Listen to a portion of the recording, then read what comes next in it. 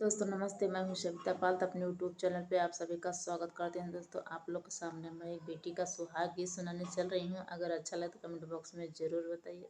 आइल बाकरे मुआ के साग नाचो के सुहाग बाढ़ई आइल बाकरे मुआ के साग नाचो के सोहाग बाढ़ई।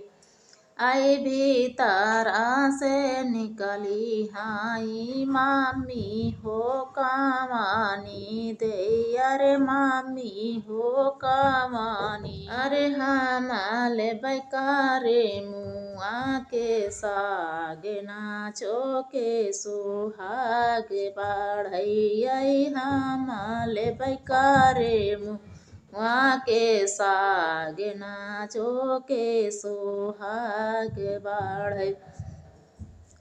आइया तानी दुलराई तीन बेटी हो कमानी दे। अरे बेटी हो कमानी दे, बिन साग कवारऊ न दे नाचो के सुहाग बाढ़ई। बिन सागे कवारऊ न दे नाचो के सुहाग बाढ़ई। आई भीतर से निकली हाई चाची हो कमानी दे। अरे चाची हो कमानी दे, अरे हमाले बैका रे मुआ के साग नाचो के सुहाग बाढ़ई। आई हमाले बैकारे मुआ के साग नाचो के सुहाग बाढ़ई। आई भीतरा से निकली हाई चाची हो कमानी दे।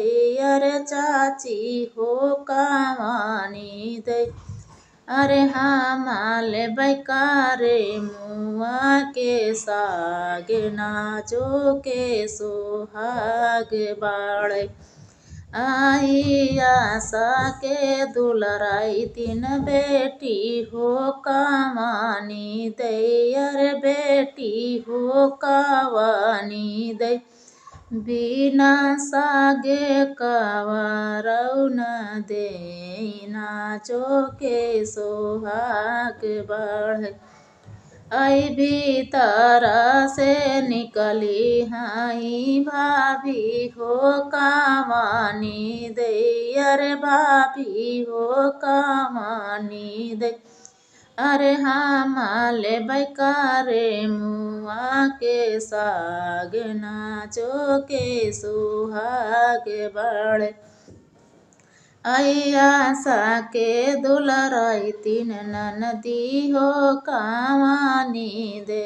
अरे ननदी हो कमानी दे, बिन सागे कवारऊ न दे नाचो के सुहाग बाढ़ई। बिन सागे कवारऊ न दे नाचो के सुहाग बाढ़ई।